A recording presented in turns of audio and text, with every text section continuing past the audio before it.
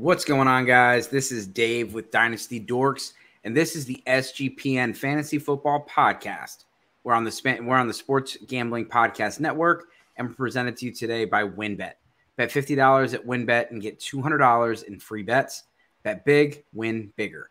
With WynnBET, head over to sportsgamblingpodcast.com/WynnBET. That's sportsgamblingpodcast.com/WYNNBET to claim your free bets today. And don't forget about Ipvanish. We're also brought to you today by Ipvanish. Ipvanish is the official VPN of SGPN, and they're offering 70% off if you go to ipvanish.com/SGP. That's ipvanish.com/SGP. And don't forget about our SGPN Discord. Make sure you go over to the new Discord server, the perfect place to interact, sweat the bets with the entire SGPN crew. Just go to sportsgamblingpodcast.com/Discord. All right. Well, we have two special guests on today. Jesse, I'm going to introduce you first. How are we doing today, sir? I am good. How are you doing? I'm doing great, man. Thanks for asking. What do you got going on in the fantasy world right now? I know we're getting ready for the season to ramp up. Where can we find you? Yeah, so you can find me obviously on Twitter with the username at the bottom of the screen. All my content is on League Winners at the moment. So FF League Winners on Twitter or theleaguewinners.com. And I am currently finalizing my rankings, getting ready to fully dive into redraft season. So where we produce all the articles and all the fun stuff. So just ramping, getting all my ducks in a row and make sure I'm ready for the start of the season. Awesome. And for those listening, it's at JMOELLER05, capital JM. Jake, how are we doing today, sir? Well, I was great until I used the fan, and now I've dried my eyes out to the point where I'm in pain. But we'll fight through it. Flu game, right? Yeah. So I appreciate you having me on for the second time. I'm excited to talk. I'm doing well. Just working on the usual YouTube. Bunch of podcasts, started covering the Jets. So that's cool. That's why I got that little, mini jet helmet in the back. And I have an MCU show now. If anyone's interested in the Marvel Cinematic Universe outside of this, and that's why I have the Spider-Man thing there. But yeah, everything's going well except for these eyes. Well, hey, I'll let you fix that for a second. So I want to talk a little bit about how I met Jake. Last time he was on, there was someone was out there, put something on Twitter and was upset because somebody asked him to be on the show, and he said, well, how much are you going to pay me? And they were like, no, we're not going to pay you. I just thought you were going to come on. And so he talked about how he's got to, not only do the show, but prep and take time off of, other things. And people were kind of irritated with that. Like, hey, man, a lot of people don't do that. And so Jake was on there like, hey, man, I'll go on anybody's show for free. So I was like, well, Jake, I know you got, 1,000 invitations, but here's one more. If you're interested, we'd love to have you on Dynasty Dorks. And Jake was kind enough. And, we had a blast. It was the fans really kind of led the show. I don't even know what we were supposed to talk about, but we basically answered fantasy football questions for an hour, and it was a great time. Oh, it was a blast. It's funny. I had no idea what I was getting myself into. Just a very innocent comment, oh, I'll come on your show for free. And then you're right. I got thousands of DMs, and I'm like, hey, I don't mind the attention and I don't mind the exposure, but holy hell, I totally did not calculate that out correctly. Well, and Jake, you undersold yourself a little bit. So I did. For everyone that doesn't know, what is your involvement with the Rams? So I cover the Rams for Downtown Rams, which is my company. But I also cover it on my YouTube channel, which is actually grown considerably since that tweet. I think around that time I had about 4,000 views, or 4,000 subscribers. Now I'm at 14,000, almost at 2 million views. So it has been a ride. And we just started opening, coverage for the Jets on my channel. So, if anyone's interested in that, really excited to follow two teams, especially two teams that don't clash. They're not rivals. I live in upstate New York, so it's even better for me. And, I've already been extremely lucky to be a part of just such a great community. The Jets fans have opened their arms up and basically just brought me in without any sort of questioning. They know I'm a Rams fan. They don't care. Big shout out to Jet Lounge. They've done, just incredible stuff, and, just a great community there. So it's always nice to kind of, because as you know, I mean, we talked the last time, I have a very broad knowledge of the NFL. I always have. And so early on, I kind of got pigeonholed as a Rams guy, but I know my way around the league, all over. And so it's cool because I still cover the Rams. I still love the Rams. That hasn't changed.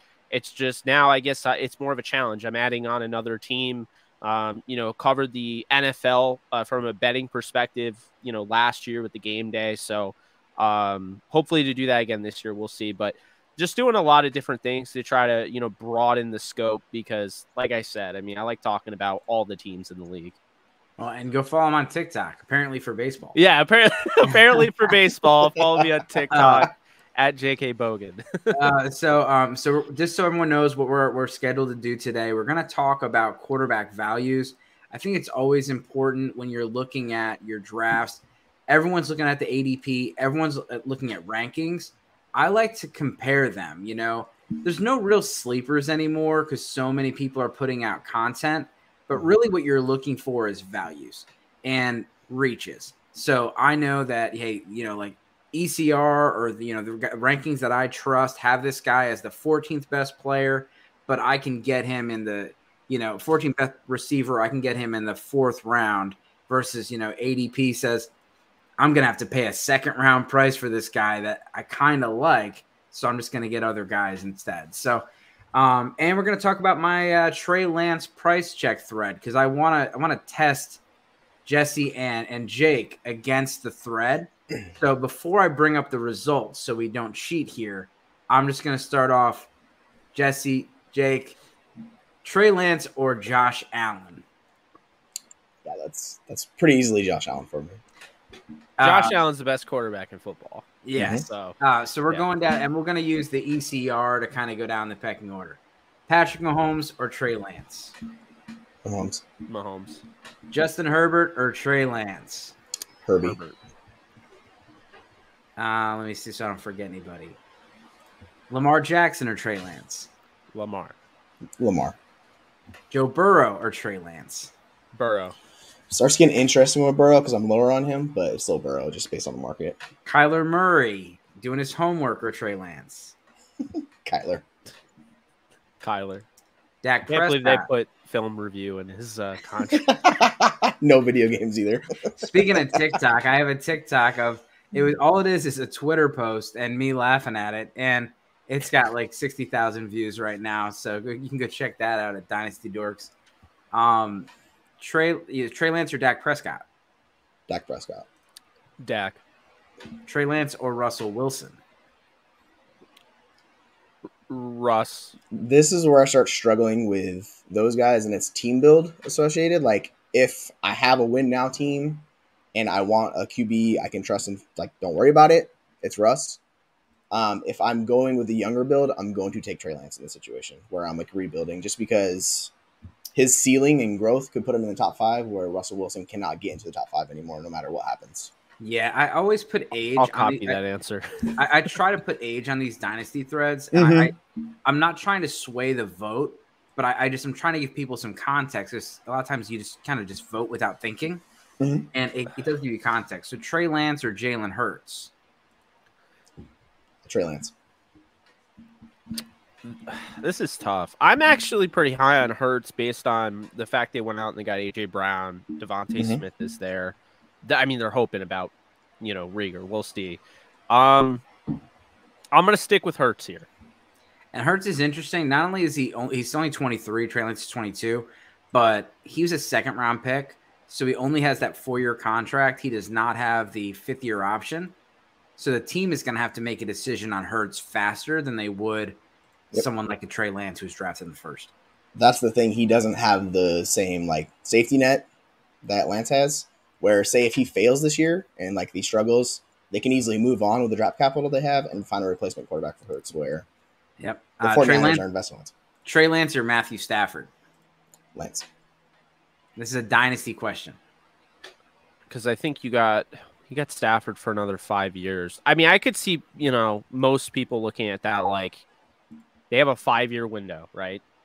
I'm going to say Stafford.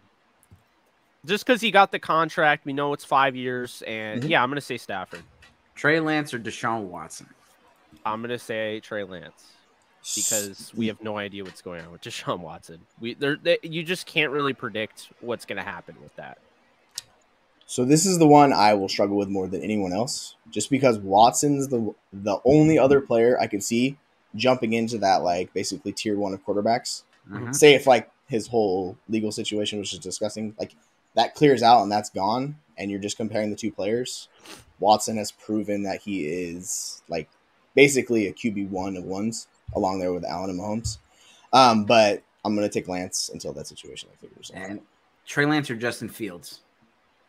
Lance. Trey Lance or Trevor Lawrence? Lance. Aaron Rodgers? Lance. Derek Carr? Lance. All right, we've gotten to the point where everything's going to be Lance, it seems like. So let's bring up the results and look at them. Again, we won't go over every detail, but we have 92% Josh Allen, 7% either are Niners fans or trolls. Yeah. Patrick Mahomes, 90%, 95% to 5%. Justin Herbert, 96%. All these are pretty clear. Lamar Jackson, 91 to 8. Joe Burrow, 86-14. So pretty clear with Kyler Murray as well. Dak Prescott, we're starting to a little interesting. 63-36 split. Ooh, what's that one? Dak's 29. A little, not old for a quarterback, but a little older than kind of he feels like. Okay, he's ahead of. That makes sense. Yeah, Trey Lance over Wilson by a little bit. So that's the switch. So that puts him at QB 1, 2, 3, 4, 5, 6, 7, 8. QB 8 in Superflex, and he's actually QB 8 in Superflex Dynasty ADP as well. Yeah. So interesting how it worked out. A little bit over Hurts, just a couple votes this way versus the other made it a 10% difference. This work took kind of a swing. So Trey Lance, 77% over Stafford. 56 over Deshaun Watson. Again, I just went by the ECR. Stafford was ahead of Watson. Justin Fields, pretty clearly Lance. Pretty little closer with Lawrence. I got to say, he's that far ahead of Lawrence, and I had him number 1 in that draft. Okay, he was my QB1. But I was told that Lawrence was this can't-miss, undeniable prospect. Well, and we may be talking about Trevor Lawrence here in a little bit. Trey Lance, Aaron Rodgers, Derek Carr, everybody else. So everyone else, that's where you're at. So again, I wanted to show that to everybody because I do those. They're fun. If you have anybody that you want to do that on, let me know. I mean, it's definitely easier when it's more like top end players. Yeah. But if like I said, like when you're doing rankings, don't just throw comments out there. Like you might respond to someone, you might see their rankings, or you might see somebody say, CeeDee Lamb's my number 4 or 5 dynasty receiver. And you're like, people throw like a throw up GIF or something. And it's like, okay, list your list, or do you want 29-year-old, 28-year-old dynasty receivers in your startups? I don't. So like, before you guys go and speak about that stuff, and it also helped, kind of, sharpen your game up when you're talking about it, because there's a lot of guys, like there's probably 30 guys we can consider as wide receiver 2s. But unfortunately, there's only 12 that we can actually rank that way. Yep. Well, I actually moved on from DK Metcalf in my Dynasty League because I just don't know what the future holds there. I actually moved on from Saquon too, but I was able to get Mixon. And I felt comfortable because it's an IDP, so I got Mixon, I got Marlon Humphrey, who had like 8 forced fumbles the year prior.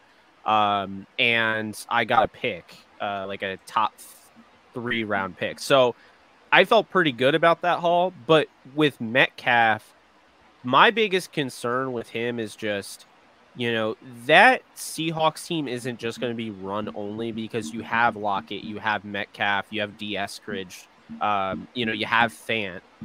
But I have genuine concerns about him because I started to notice he's somewhat declining. I think his ceiling, I think he was astronomical at one point. And I feel like it's not even necessarily decline, but I feel like he might be peaking. I feel like the best we've seen from DK Metcalf might be the best we see from DK Metcalf. And that's great. Right? That's a really good receiver in the league. But is that, the guy that I drafted number 1 overall in my draft when I traded up for the number 1 pick, I felt more so potential generational talent. And that's not where I feel with Metcalf now. So I kind of pumped the brakes there. I traded him away. I got some picks. And I came away, with a bunch of assets. And was able to get my guy, Alec Pierce, who I'm super high on. So feel pretty good about it. And so they said Geno Smith's taking first-team reps. Drew Lock did get a couple reps with them in 11 with the first team on 11-11. I did check in with the U.S. Open to see what their thoughts are on the situation. So TBD on that. They have not responded yet. It's not great for Metcalf. I'm almost wondering more if what's going to happen with Eason. He's the most intriguing to me because he only had one game he played in with the Colts, was thrown in there in the Rams game after Wentz went down. They pulled the plug on him because basically the Colts are the team, and I'm not hating on it. Chris Ballard is that guy that wants to go out and just win. So he went out, he got Phillip Rivers, then he goes out, he gets Carson Wentz, now he goes out and he gets Matt Ryan. I have to imagine he's going to go out and get another guy after Matt Ryan. So there's no point of keeping, him at that point because Easton's not a good backup right now. He's developing as the 3 guy in Seattle, and he's in Washington again. I think there's something there. They might be able to develop him. Maybe he is kind of a late riser at the end of camp, and we're talking about him. I mean, Geno Smith and Drew Lock are not guys that are no doubt about it, you can't touch them. I guess we'll see with Eason, but that was really interesting when they went out and got him. I think that's the guy to look out for. Yeah, Geno, the Washington's I'm pretty local with all the stuff in Seattle. Geno is very much the floor guy. He's not going to kill you, whereas someone like Locke could absolutely just destroy you in a game where he could have 4 or 5 interceptions, that type of game. Yeah. He does have a higher ceiling because he has that quote unquote arm talent, but he makes terrible decision after terrible decision after terrible decision. Yeah, and basically with what's his name? The QB3 we were just talking about? Jacob Eason. Jacob Eason, yeah. He's basically just a dart throw for Seattle. They're hoping they find something with him. But for that situation to work out, Geno has to be terrible and Drew Lock has to be just abysmal on top of it. So it's very much a dart throw situation for him. Yeah. Seattle's definitely more or less looking towards the 2023 class for their quarterback. And that's the hope. So it's gonna be tough. DK Metcalf for this year is gonna be a tough one with Geno or Locke or a combination of him, both of them, and Eason. And then next year you get a rookie quarterback. So it could be a rough couple years. And DK's sitting out today.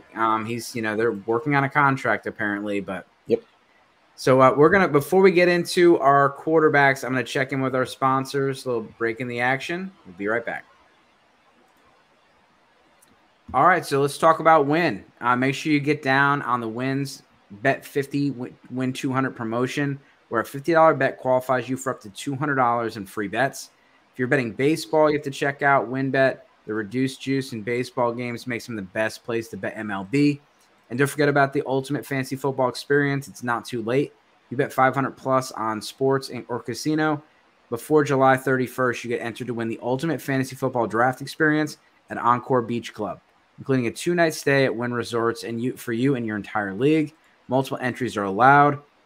There's so much to choose from. All you have to do is head over to sportsgamblingpodcast.com/winbet. That's sportsgamblingpodcast.com/WYNNBET to claim your bets today. Offer subject to change. Terms and conditions apply at winbet.com. Must be 21 or older and present in the state where playthrough WinBet is available. If you or someone you know has a gambling problem, please have them call 1-800-522-4700. And again, don't forget about our SGPN Discord. Make sure you check out the new Discord server, the perfect place to interact and sweat the bets with the entire SGPN crew. Just go to sportsgamblingpodcast.com/Discord. So let's talk about our first quarterback. And so we're going to start off with Mr. Matthew Stafford. Jake, let's talk about it. I don't know what's going on. Like, what does this guy have to do to get some respect? I feel like he has it among people who actually know what they're watching. But like 85 overall in Madden, I think he was rated like the 10th highest. He just hasn't been getting the respect. But this is somebody that I understand he doesn't run. And I think that's a lot of what people look for now with Dynasty and just any fantasy quarterback in general. I mean, you want, especially in a standard, I'm always looking at that as like a cheat code, right? You want like a Lamar Jackson who's going to give you 6 points on a rushing touchdown instead of 4 on a passing. So, you know, obviously people are always geared towards looking at quarterbacks that can run it and get a ton of yards and mobility. But Stafford doesn't need to, because I'll tell you right now, many people may not realize it, but when they went back out and they got Liam Cohen, who turned Kentucky into a top 4 offense in the SEC, they started to change their approach. Sean McVay has hinted at it. You can't be the same team you were last year. It was good enough to win you the Super Bowl last year. It won't be good enough to win you the Super Bowl this year. So they're going to change things, okay? They had the 24th ranked rushing attack last year with Stafford, which means he had to really put the team on his back. But I think even more so, I think they're going to focus on the passing attack, and here's why. Last year was kind of fluky, and the reason that they weren't able to get off the ground the way they could have, and as great as Stafford was, the reason I believe he could have been better is because they lost Robert Woods. Then they bring in OBJ, and he's got to learn the offense. All of a sudden, you have second-year wide receiver Van Jefferson, who had like 220 receiving yards the year prior. Now he, has to step into a bigger role. And then you have Cooper Kupp. So that Cooper Kupp goes off. Like, he just absolutely takes off. But the thing about this year is that they have curated the perfect offense for Stafford. I do believe OBJ will be back in late November, but he doesn't need to be back for Stafford to have, exponential success, I think, this year. What you're looking at is, first off, Cam Akers. They expected to have a big portion of the passing attack coming through the backfield, utilizing Akers and Henderson in that role, right? Well, Akers, tears his Achilles, and it kind of changes everything. They have to go out and get Sony Michel, who really didn't fit what they were trying to do. That was more so, let's get a guy who we feel comfortable with, just he can run the ball, he can pass protect, he can stay on the field, so forth. So that they went that route. But now they have Cam Akers, and we've seen what they want to do with him, wheel routes, slip screens, things like that. Darrell Henderson, especially, we saw that in the Super Bowl. You had a lot of experience in the Super Bowl from Kendall Blanton, who had a pretty good day today in camp. I know it's just camp, but he's worth mentioning as a backup to Tyler Higby. You have Tyler Higby, who, look, this is a guy who he's probably going to have 300, 400 yards because of how many weapons are around. But make no mistake about it, he's going to help out Stafford. The seam busters over the middle. He's really turned himself into a well-rounded player. And really, if he was in any other situation, we'd be looking at like 800-yard receiver. But now you look at Cooper Kupp, who's coming into a year where he just won the Triple Crown. Okay, he just won the Offensive Player of the Year award. He won the MVP in the Super Bowl. But Cooper Kupp is going to garner a lot of attention because of that. So the Rams, instead of running with the status quo of bringing back Robert Woods, as much as I love the guy, they wanted to diversify the receiver room. So they add Allen Robinson to an offense where, let's be honest here, Stafford's a pinpoint accurate quarterback. He doesn't struggle. He's not overly generally accurate. He's pinpoint accurate. So having that, catch radius as big as what Allen Robinson has, I think is going to be massive. We saw many times last year, Stafford's throwing it up to, Deshaun Jackson, and he's staring at the ball. We saw in the Super Bowl, he gave Van Jefferson an opportunity to go up and make a play. Jesse Bates made the play. So that's the thing. Now I think you add Allen Robinson and all the attention's on Cooper Kupp. It's going to open up the door for a lot. And so I think this is going to be a fairly pass-happy offense. I have Stafford going over 5,000 yards, throwing 46 touchdowns and 13 interceptions. He doesn't have to get a ton of, rushing yards because he's going to be throwing the ball a ton. And I do think he's going to be one of the top quarterbacks fantasy-wise in the league. And so for that reason, I think you definitely need to, bump him up. He's not going to be on Allen's level because Allen gets those rushing yards. Allen gets the rushing touchdowns, but he is going to be, in that, top 7 range, I would say, maybe even top 5, maybe top 3. I'm expecting big things out of him. And I think the reason being is I do think Allen Robinson is not only in for a resurgent season, but he's in for his best season. We talk about it all the time. Oh, can you imagine if Allen Robinson had a quarterback? He's had Andy Dalton. He's had Justin Fields in his rookie year. He's had Blake Bortles. I mean, we could just go through the list. He hasn't had anybody on the level of Stafford. So now he comes to the Rams with Stafford. He comes to the Rams with an offense with direction. No longer Matt Nagy. He's got Sean McVay. And you have to imagine that, Robinson could really, reap the benefits of having Cooper Kupp always being the target, being double teamed. And that's why, bold prediction, I have Allen Robinson leading the entire NFL in receiving this year. And I think it's going to happen. This is somebody that just had 400-something yards last year. I think it's 412 to be exact. He might have gone through COVID. I don't know exactly, but I do know he was banged up. And I do know that he was pretty checked out at the point where he didn't get along with Nagy. He was just done. You could tell, he was ready to get out of there. Free agency's coming up. And guess what? They get him. They sign him, with the Rams. They sign him for half as much as Tyreek Hill just made, with the Dolphins. I think he is going to be a steal for not only the Rams dollar, but where he's going in fantasy. I mean, it is crazy. What I saw, like, wide receiver 40 the other day in one of the leagues I was in. It's pretty crazy. So looking at Stafford, again, I understand, dynasty, you may not want to hang on to him over a guy like we mentioned, Trey Lance.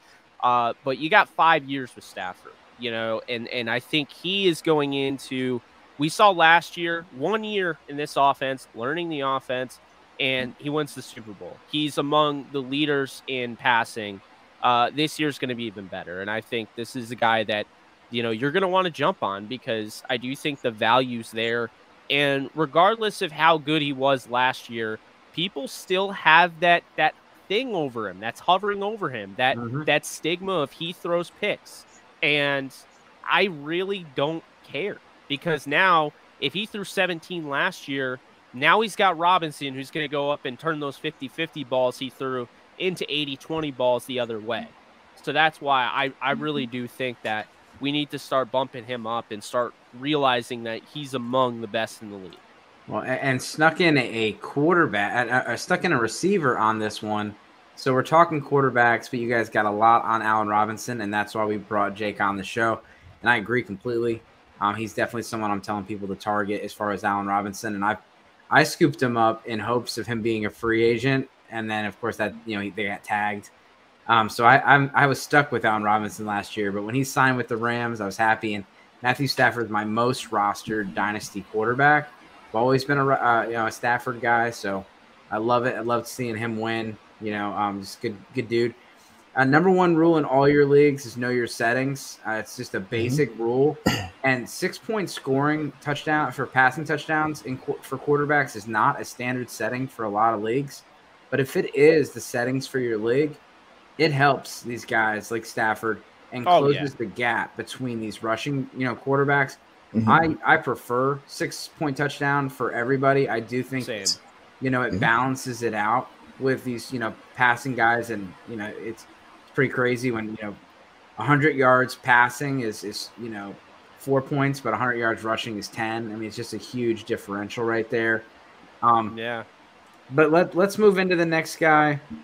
And, we will pair this back because I do want Jake's opinion on this. But, Jesse, let's talk about Kirk Cousins. Okay, so basically the way I look at Kirk Cousins is he's discount Matthew Stafford and discount Tom Brady. And what I mean from that is he's not going to give you any rushing. Like, that's not his game at all. He's basically passing and touchdowns and everything like that. So in 6-point leagues, like, I love him in those leagues. But even in your standard 4-point passing touchdown leagues, he's great. He's been a QB1 in points per game 5 out of the last 7 years. And that's with the Vikings having a very low pass rate. The last 2 years, it was 58%. And the year before that, it was 54% under Mr. Curmudgeon Mike Zimmer. And now you bring in a head coach. Bonus points for you for saying that. You like that? Yeah. I like that. I like that.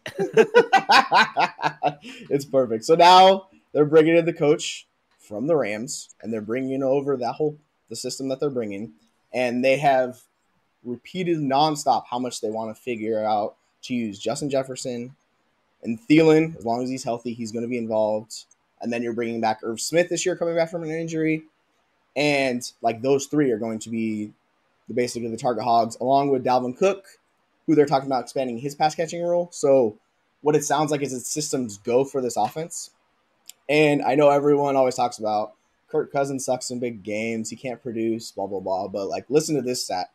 So the Vikings allowed TDs on 32% of their opponent's drives in the final 4 minutes before half or the end of the game. It was the worst in the NFL, and it was 686 out of 686 teams since the year 2000. So it was the worst basically on record.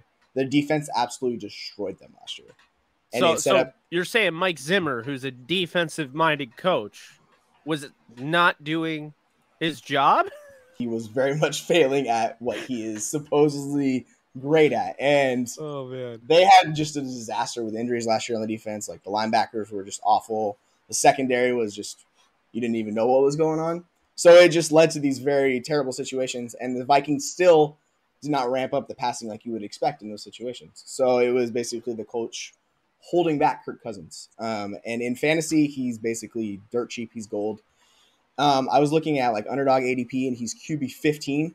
And I'm like, I don't know what we're doing here. If he's QB 15, he's a lock to beat that by a lot. And if you crank up the volume this year, he's going to be a QB1 for the like 6th season in 8 years. And he could even push into that possible like top 8. My hot take is that he actually outproduces Aaron Rodgers and Joe Burrow this year on a points per game basis. So I'm very much all in on that offense. And that means I'm in Justin Jefferson also leading the NFL in receiving yards and all that fun stuff. So I'm very much all aboard the Kirk Cousins hype train this year. Well, I just wrote an article, and what I looked at was, QB breakouts, and people always, they made fun of the article and said, oh, so the entire 2021 class. And I'm like, well, I mean, the breakout candidates, of course, like you're not going to predict 7 or 8 year breakouts for quarterbacks. Like Geno Smith's not breaking out. Sorry. No. But when I looked at it, everyone wants the Konami code quarterbacks. Everyone wants a rushing quarterback, but 9 out of the top 12 quarterbacks last year threw over 30 touchdowns. Mm-hmm. And so people forget that like passing touchdowns and passing yards are part of the upside. If you run for 800 yards, that's fantastic. But Jalen Hurts did not finish as the top 5 receiver last year, despite having almost 800 yards on the ground, because he only threw 16 touchdowns. And so like those numbers are going to go up. But like, again, looking at those things, like people are like, oh, Justin Fields could run for 1,000 yards. Okay, well, if he's done 15 touchdowns. Like he's not going to be a top 5 quarterback, and you're paying a lot for him. But I think with Kirk Cousins, people forget, and Matthew Stafford, they forget the upside that comes with these guys that can throw for 300 yards every single game and give you 2 touchdowns every single game. And so I love that.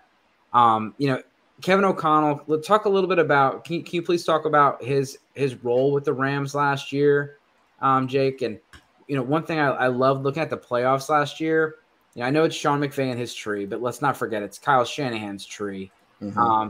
And I looked around the playoffs, and out of the 14 teams that made the playoffs, I'm pretty sure 10 had something to do with, Kyle Shanahan. And the Super Bowl ended up being McVay versus his assistant coach Zach Taylor. So O'Connell's the newest. What can we expect? So O'Connell didn't call the plays, as many people know, but he actually, he designed a lot of, the offense with Sean McVay, because he's been there for a minute. And, with him, he was calling in preseason, so he has experience calling plays, albeit it was pretty vanilla.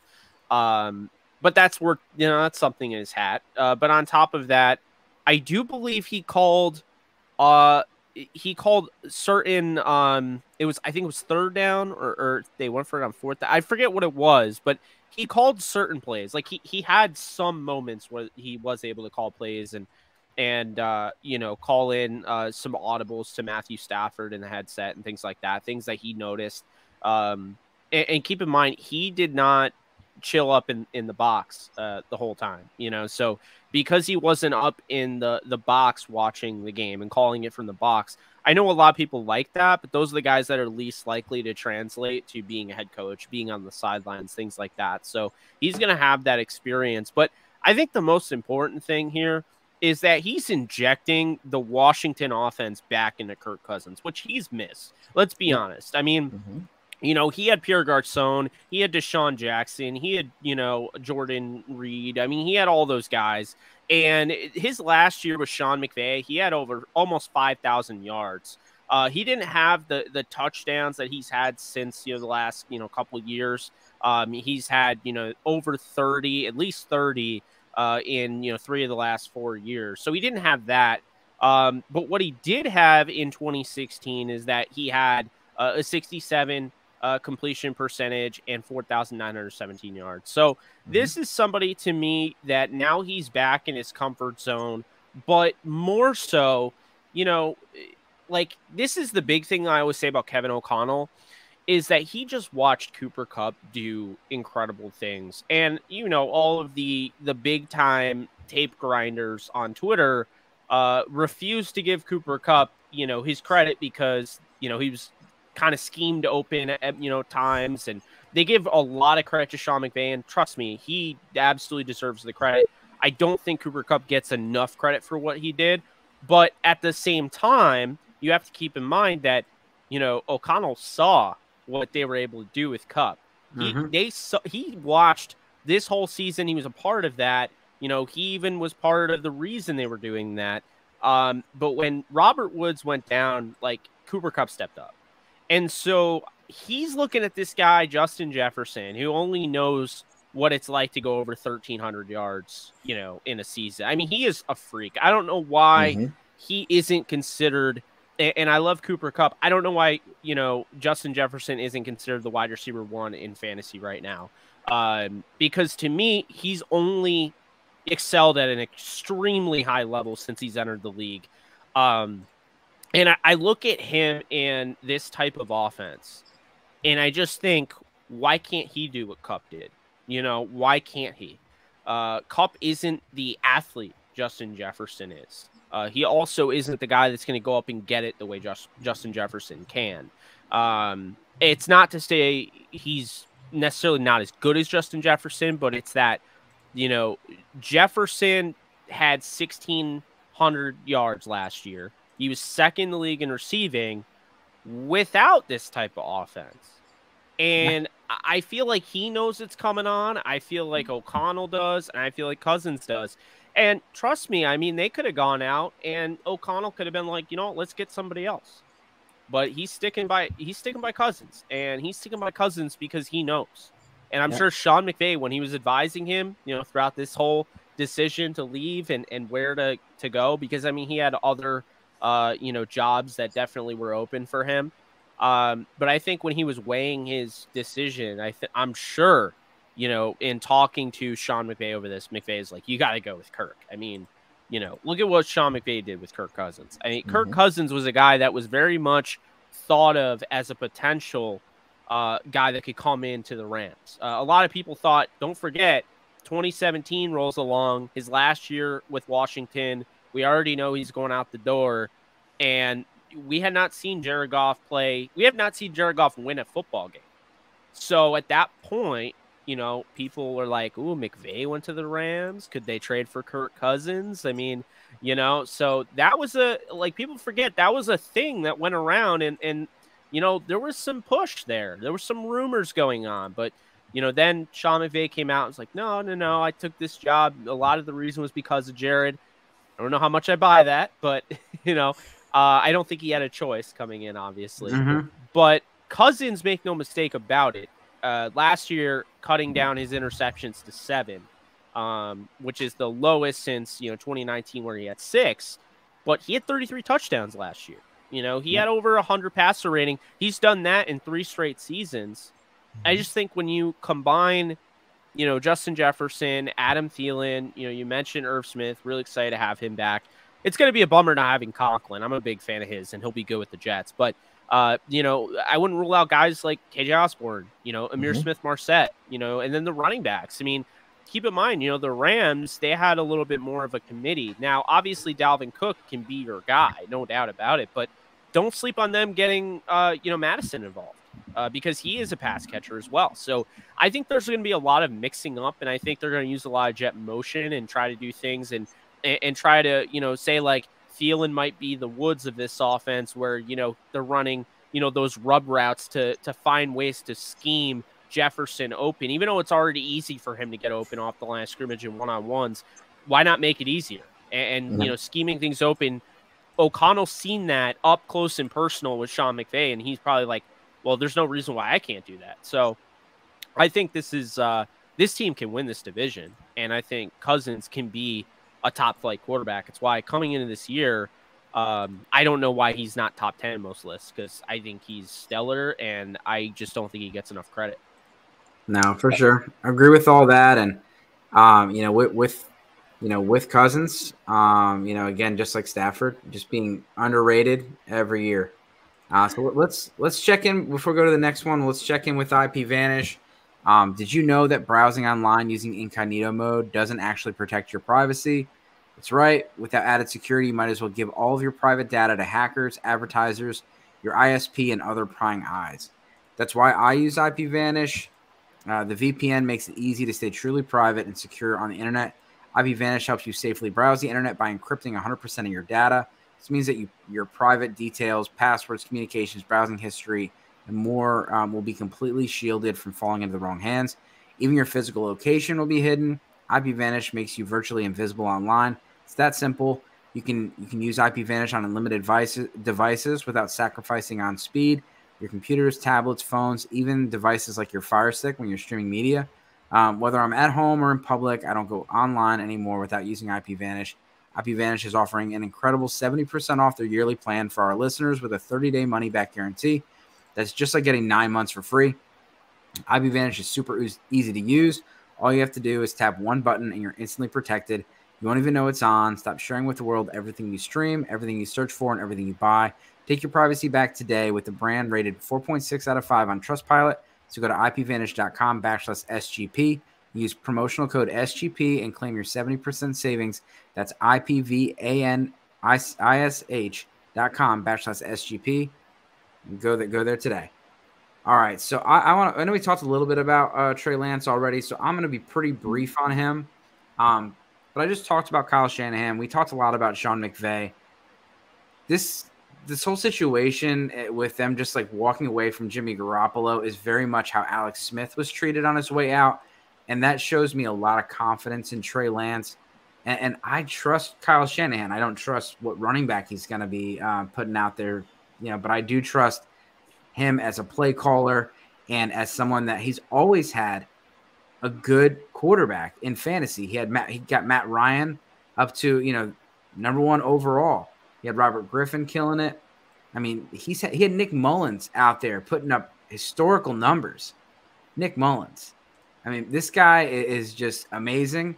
And, you know, with Trey Lance, you know, Nick Script, shout out to P2W Fantasy. He put out a tweet the other day and talked about how does Deebo Samuel and George Kittle have, you know, X amount of receiving yards, but Jimmy Garoppolo is 24th in air yards. Mm-hmm. And I'm like, this could be a Trey Lance tweet. This could be a Kyle Shanahan tweet. I mean, it's going to be a Tua tweet. I mean, that's how they're going to run their offense. They're scheming things up. They're making it easy.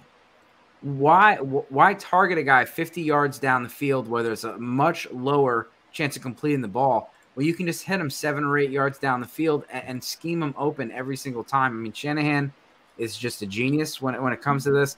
And I think with Trey Lance, you're going to have more mobility outside of the pocket. I mean, Dalen Jeremiah, Move the Stick, shout out to that show. You know, they talked about it. You know, when Jimmy Garoppolo does that bootleg and he gets out there in the open field, it's tough. But you don't have to worry about him running. With Trey Lance, you have to worry about him running, and he is a big boy. It's not going to take, you know, a little corner to take him down, and a corner is going to have to make a business decision if he wants to, you know, to make that play. So it's just it opens up a whole nother level to this offense. And I love the fact that he got to sit a year and got to sit behind Jimmy Garoppolo. So I'm looking forward to see what happens with Jimmy Garoppolo. I don't know what's going to happen with him, but the team has obviously turned it over to Trey Lance and the confidence in which they're doing this. I'm excited. In Dynasty, super expensive. It's going to be hard to go in out there and buy him. He's QB 14 in redraft, and that's where the value is.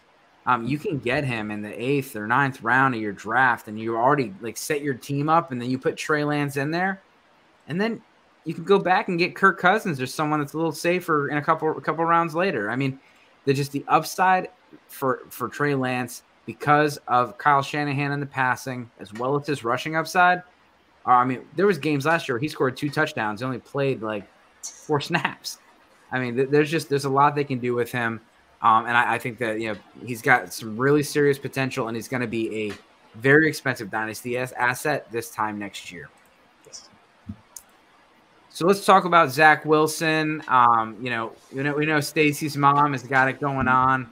Zach Wilson, he's had a great offseason. I think he's got more MVP votes than Aaron Rodgers at this point because of his work off the field. Jake, what are your thoughts about Zach Wilson? Is he going to break out this year?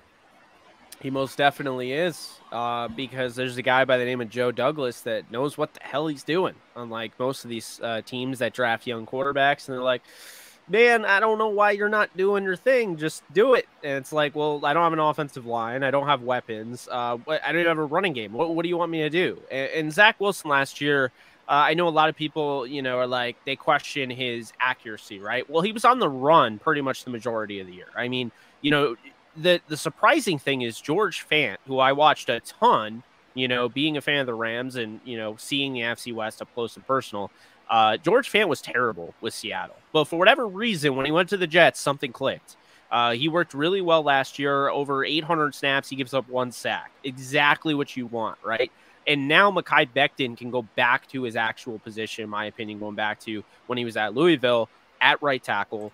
They go out and they get Laken Tomlinson, who, in my opinion, you go back, you look at, what he did with Mike LaFleur, who now is with the Jets, and he's a Pro Bowl. So, they're hoping he can, catch that fire.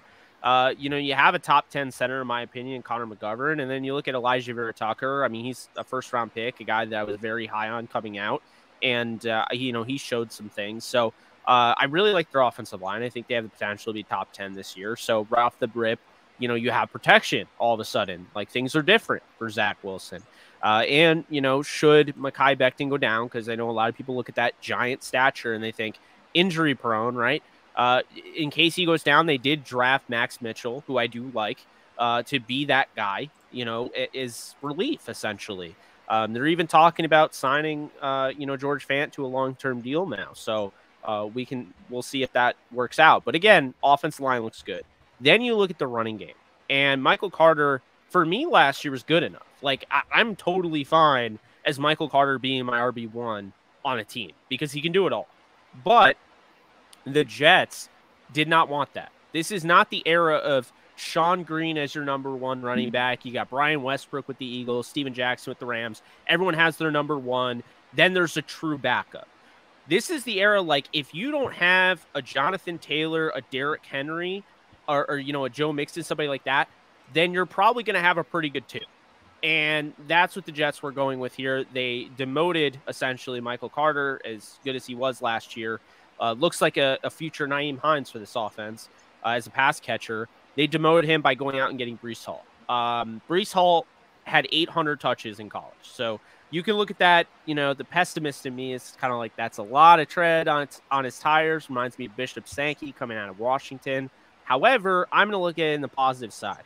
This guy is he's able to withstand, the carries. And I don't think they're going to use him crazy in the first year. He's not going to be Najee 400 touch usage, anything like that. And they don't need him to be that. But he's huge for Zach Wilson because he can help you as a receiver. He can help you in the running game. He can help you just punching the ball in the end zone, getting on the board, things like that. So now you have that. So you have the confidence in your running game. Of course, you have Tevin Coleman coming back. He'll be running back 3. Not a bad third string running back there. Ty Johnson will probably make the roster as well. So you got 4 solid running backs. Breece Hall has a chance to break out. Michael Carter's going to have a significant role in the passing attack.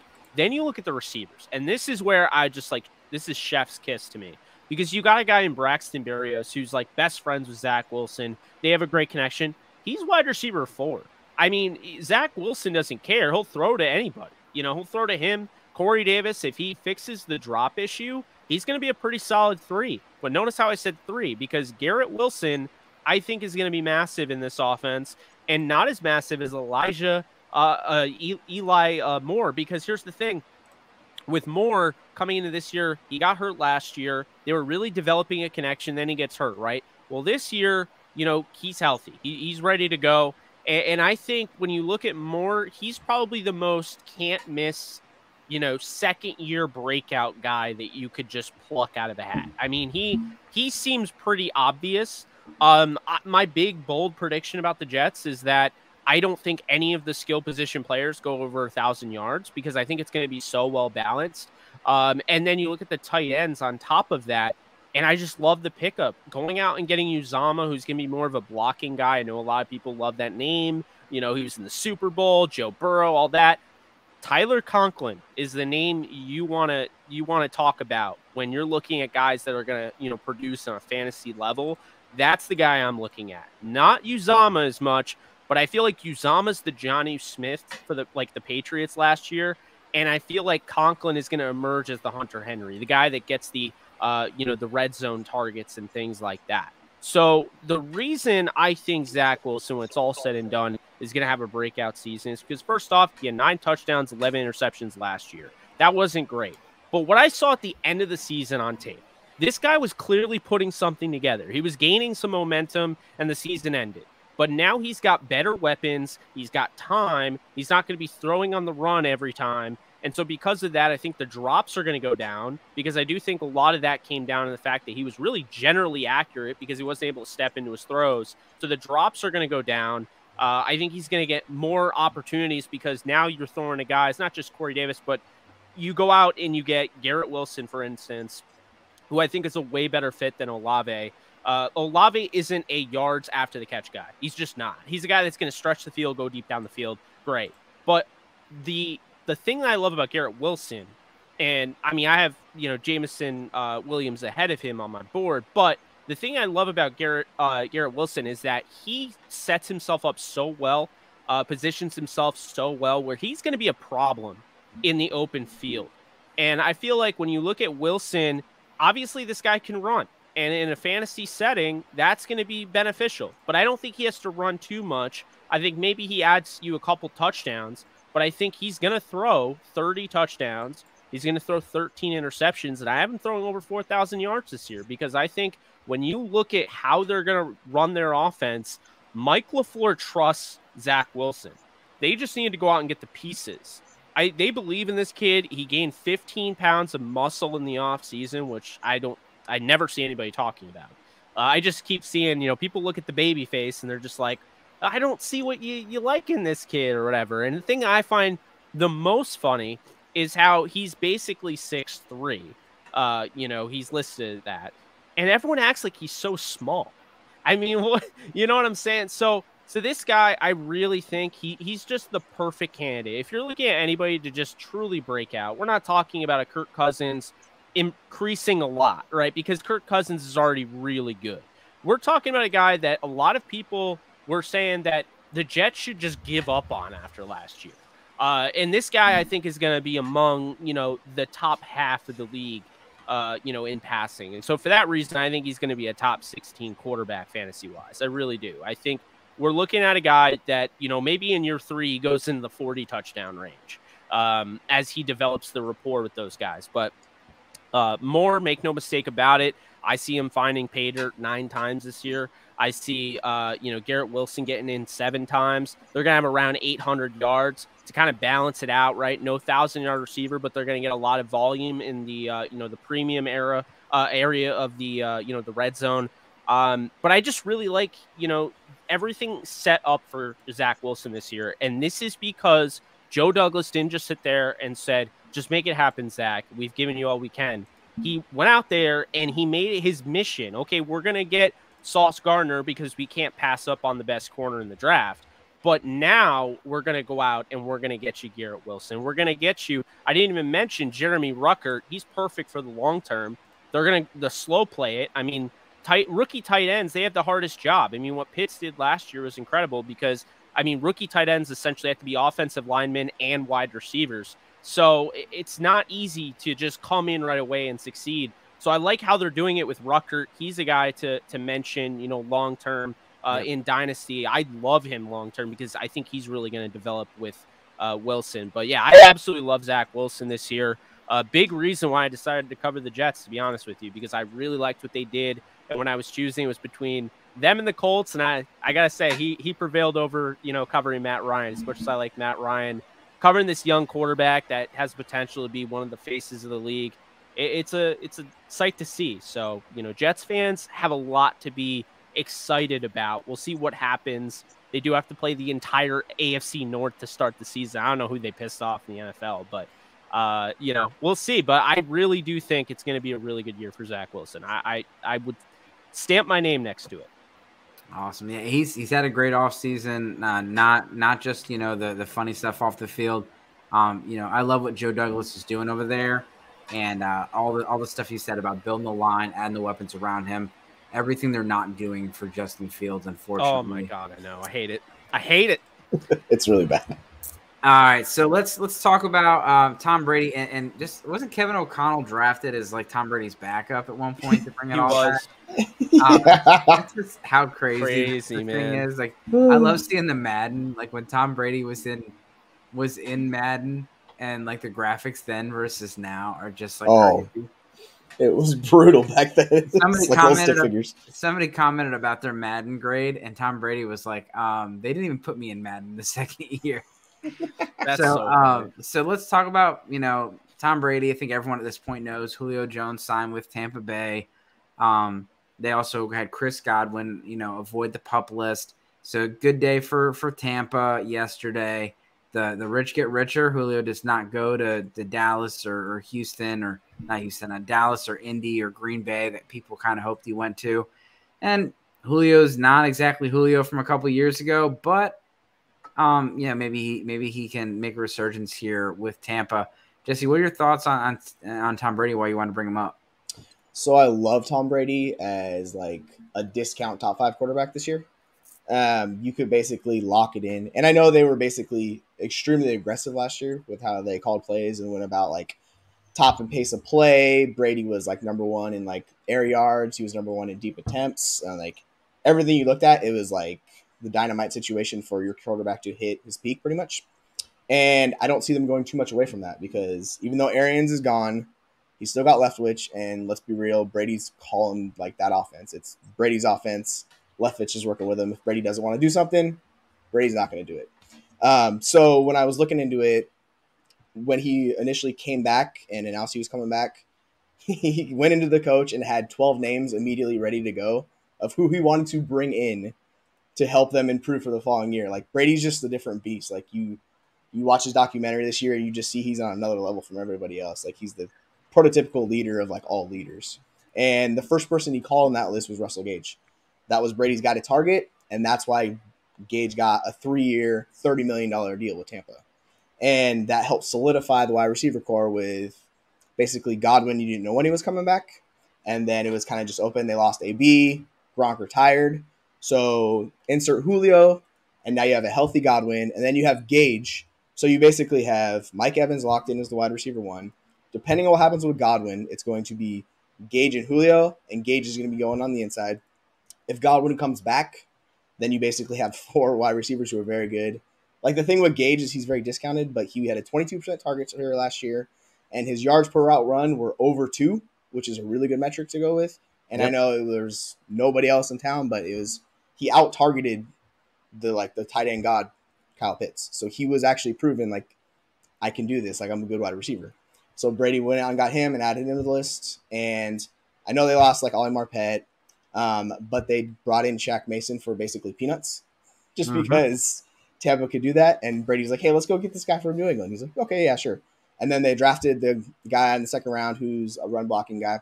So they add him to the list, and basically that offense is set for another year with Brady just to go bananas on the league. So he's going to like QB9 in redraft. In Dynasty, he's basically like a second-round pick. So if you're looking for someone who is going to push you in for like win now, like Brady is the cheapest guy you can get. And it might only be 1 year, but that's locked in production where you don't have to worry about it and you know what you're getting. So I'm very much all in on Brady and all of the weapons they have. And if Julio just stays healthy, like that I don't know how you stop that offense off. It's just Yeah, it's going to be impossible. They also added, Ryan Jensen came back immediately. They added Kyle Rudolph recently. They've, and they drafted Rachaad White, which I think was an underrated selection. He's a very good pass catcher. They, kind of had to turn Leonard Fournette into a pass catcher the last couple of seasons because Ronald Jones can't catch. Giovanni Bernard couldn't stay healthy. But Rachaad White could be a very sneaky play, especially if Fournette went down. But Rachaad White is someone that I have a whole lot of shares of in Dynasty and been targeting him everywhere. Yeah, he's the guy that you target late just in case something happens to Fournette because then he's an RB1 for you this year. So one last sponsor to talk about, and it's Dave, not me. Dave, just level with me, guys. At some point in our lives, we've all been a little tight on cash. Maybe you could only afford to put a few gallons of gas in your tank, or you got another save the date, and you're wondering how you're going to afford the gift. That's where Dave can help. If you're living paycheck to paycheck and struggling to make ends meet, it can really be stressful, and when unexpected things come up, Dave can help you out in a pinch when you really need it. Hindsight's always 20/20, and you can't change the past. But if you could help, get a little help from your future self, maybe you'd ask to borrow a little cash. Now you can with Dave.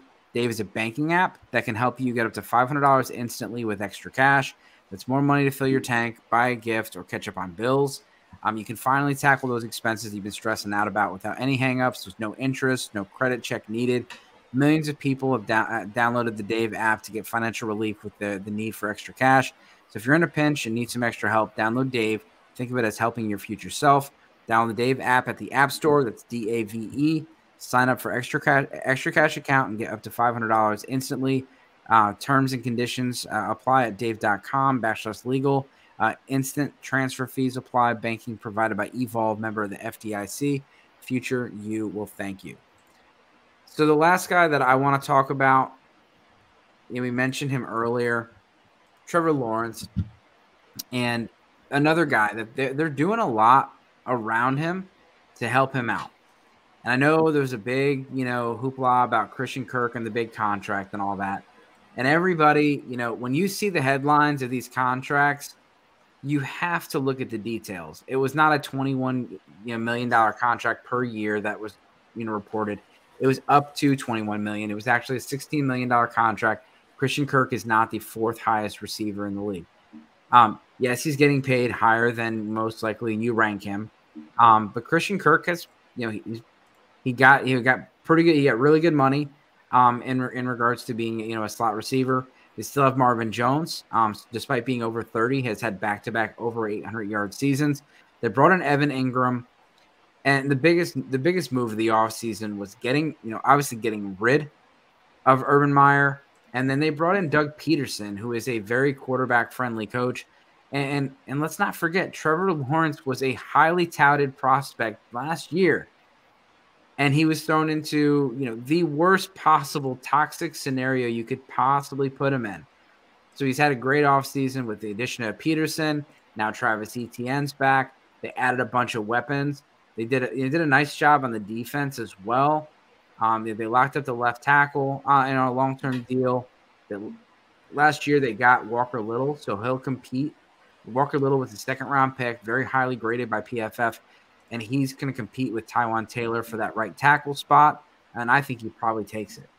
But really, I look around here, and Zay Jones, he had a pretty nice year quietly last year for the Raiders.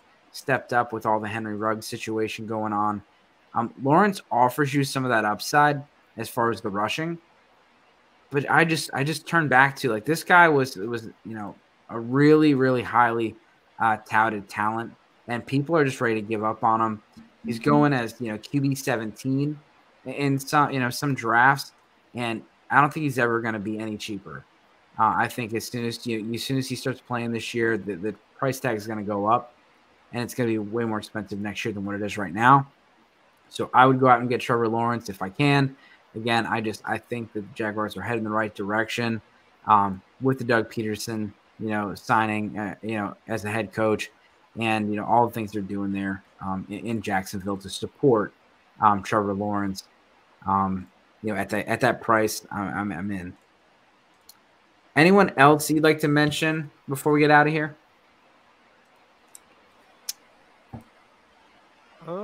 The only other guy I thought about was Mr. Jameis Winston. And, I know Jameis Winston's had his ups and downs. And in fantasy, he's shown relevance before. We mentioned Chris Olave earlier. Michael Thomas is back to practice. You got Chris Olave, Jarvis Landry. They have a pretty good setup over there. Kamara doesn't miss time, which I don't know if he's going to miss any time. There's been mixed reports. I personally don't think it's going to be a big deal. It's not a domestic violence situation. It's not a drug-related situation. It's not a DUI car accident where he's severely injured somebody. A lot of these times, have you guys ever seen the Chase Claypool video where he kicked a dude in the face? No, I have not. I've asked every single person that in the last 2 weeks, and nobody's seen it. Last year, Chase Claypool got into a bar fight with some buddies. Literally, a dude's on the ground. He soccer kicks him in the face, gets in a little bit of shove match with somebody else. Video was out. Pro Football Talk talked about it. Nothing happened. And so I just don't see a whole lot with Alvin Kamara. Maybe a 2-game suspension, just slap on the wrist, kind of a deal. But if it's 6 games, that's a big deal. But either way, they for Jameis Winston, this offense went and they traded up so they can go get there in a position to get a left tackle and a receiver. They could have got Kenny Pickett, could have got a quarterback. They're in a move where they're trying to win now, and they did some nice things for Winston, getting him a left tackle, getting him a top flight receiver, and they chose Olave over Jameson Williams, which I would have preferred Williams, but if you watch the Detroit Lions video, they even said in the draft room they're probably going to take Olave because they want someone that can play now, and they did. And so it just tells me that the Saints are looking to play ball this year, and he's QB 23, 22. So I mean he's super cheap, and your super flex leagues, I think he's a great QB 3. But I think he could be a QB 2 for you this year. Just with all they got going on over there. What are your guys' thoughts on Jameis Winston? Yeah, I especially with the news of MT, is he's practicing, he's ready to go. So if you have a healthy Michael Thomas, Chris Olave, and then Jarvis Landry, those 3, that's a really good trio. And you're set up to smash. And if Kamara doesn't get suspended, Drew Davenport was saying it might be 2023 when that takes place, if it does happen at all. Then you get Kamara the whole year. Those are some very nice weapons. And then Troutman, who's an overall solid tight end who's good at blocking, and he can do some catching too. So I'm totally for it. As long as it's not a Scott Fishbowl where it's negative completion percentage or stuff like that, I'm totally fine with Jameis Winston as the way on Dark Arrow as my QB2. Yep. Yeah, I mean, I think people forget, Jameis Winston had that, game where he threw 5 touchdowns in, and he started off the season pretty solid, and then he, had the unfortunate ACL tear. I'm a big believer in Jameis Winston. I mean, I thought there were a lot of teams that should have been interested. I thought the Patriots should have gone after him instead of Cam Newton, back in the day. But, I think you hit it on the head. I mean, he's got, Jarvis Landry. He's got Michael Thomas, Chris Olave, Adam Troutman. Marquez Callaway now becomes interesting as just a designated red zone target, because I think they put a lot of pressure on this guy saying, just go up and you're our guy, go up and be that guy. And I don't think he is, but his body control, the way he can, contort himself and the wherewithal to keep himself in bounds.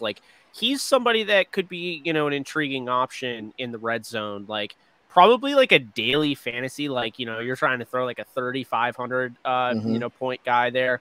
But he is a little intriguing. And plus, if anybody goes down, then he's probably the next man up. But I really do obviously, Alvin Kamara there.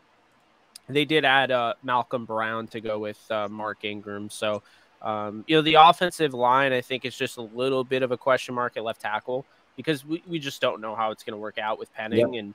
And, as of right now, James Hurst is number 1 on the depth chart or whatever. So, we'll see what goes on there. But Ramczyk is shut down right tackle.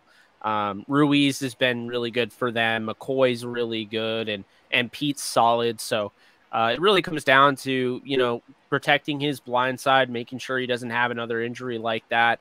And then, I would also mention, you mentioned Jameson Williams, and I would just like to mention Jared Goff because I think, Goff's an intriguing one where you can get him super cheap because it's the stigma of he's just trash, right? Like a lot of people just don't care about Jared Goff, but I mean, we got to talk about, his weapons. I mean, he now has DeAndre Swift, Jamal Williams, and then you add Josh Reynolds, his buddy from the Rams last year, who they definitely were on the same page with. Jameson Williams, whenever he plays, is going to be a stud. You have DJ Chark, who everyone forgot about. I mean, this guy's a 1,000-yard receiver, gets hurt now. No one remembers him. He signs for a 1-year contract.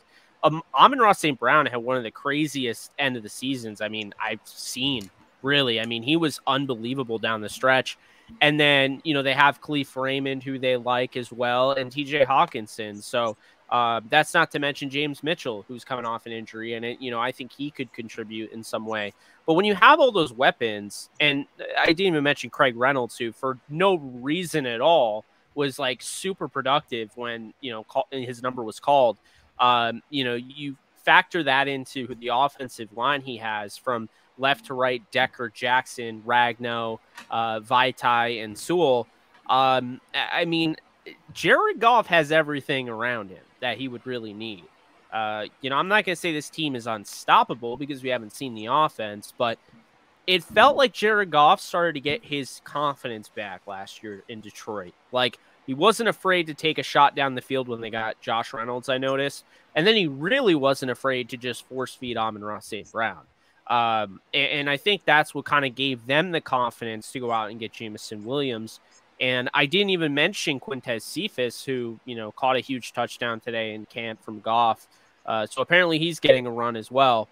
Cephas looked good last year. Yeah, I think there's so much there where, Goff is so, widely regarded as just this trash quarterback. The Lions didn't move on from him, and they had multiple opportunities to get anybody they wanted in this draft because quarterbacks didn't really go off the board until, round 2, round 3 or whatever. So, I mean, I thought that was really telling. I understand there wasn't anybody out there that necessarily blew it up.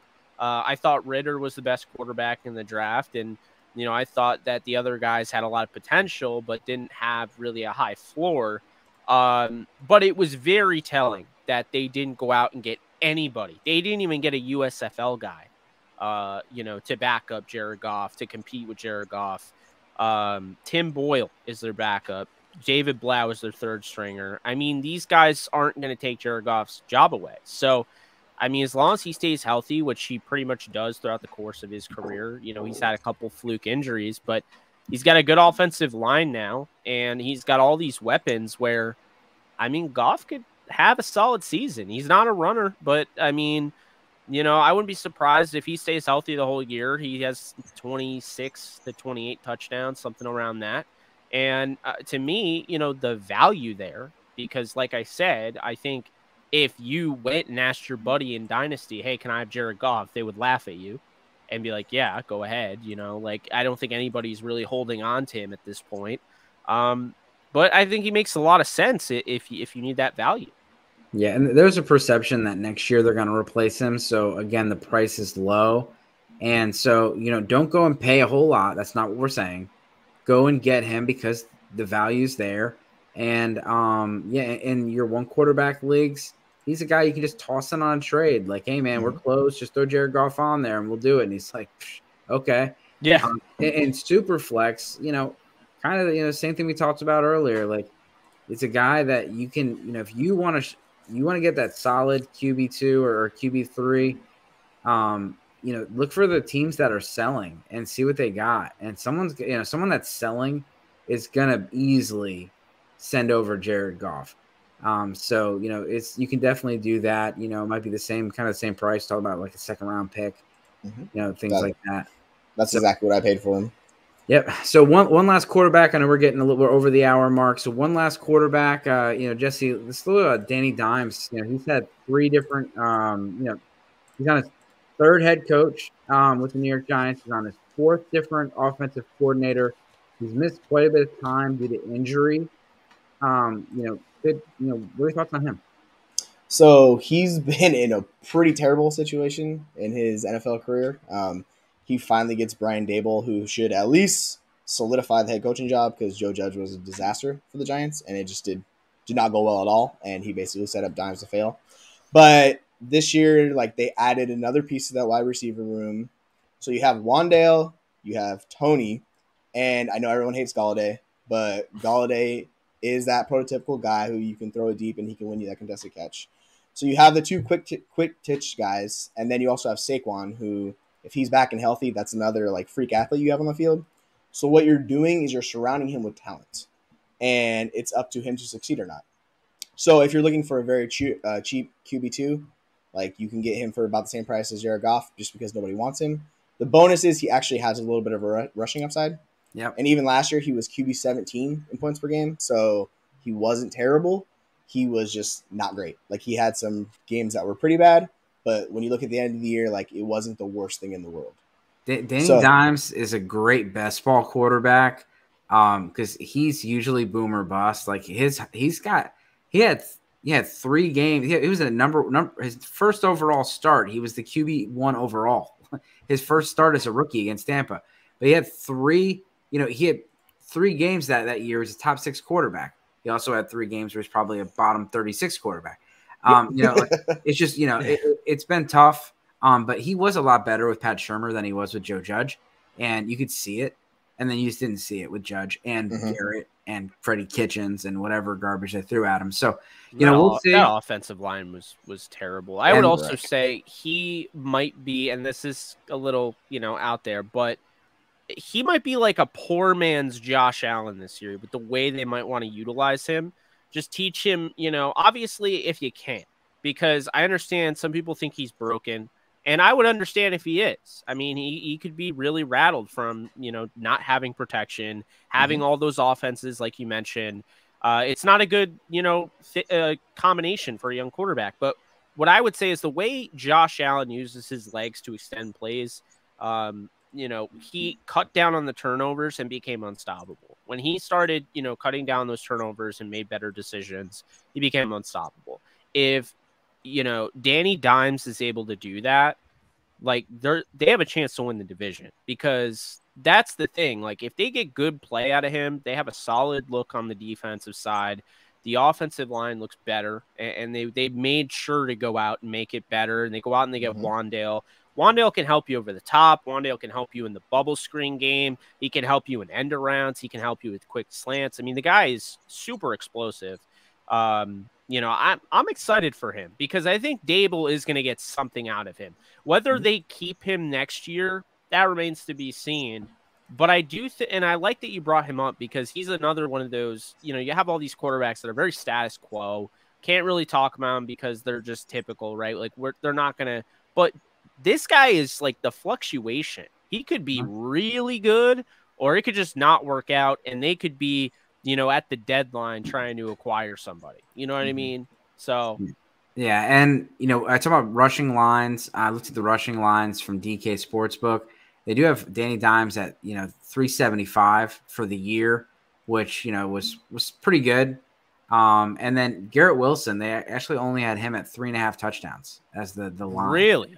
Yeah. I would slam that. I had 7 on for him. The highest was Traylon Burks for reception yards and touchdowns. And then all the other ones were 4.5, like Chris Olave and everybody. But Garrett Wilson was down to 3.5, the same as Jacoby Myers, a man that never scores touchdowns. So yeah, I was gonna say, isn't that he's allergic to the end zone. Marcus Grant says he needs 5 forms of ID to get into the end zone. So yeah, you guys have been gracious with your time. I really, really appreciate it. It's been a lot of fun. Time for tags. Jesse, just one last tag before we go. Yeah, so you can find me on Twitter. That's where most of my content is always, and I'm there all the time. It's at jmoeller05 at the bottom of the screen, or for the people listening. And you can find me at League Winners. So go check it out. Jake? You can find me at JK Bogan. I won't bore you with all the different things that I'm doing because I already did that earlier. But JK Bogan, and then link in bio. I have a link tree. It has everything. So very simple. All right. Find me at Dynasty Dorks, and make sure you follow all of the shows over there at Sports Gambling Podcast. As always, good luck this season.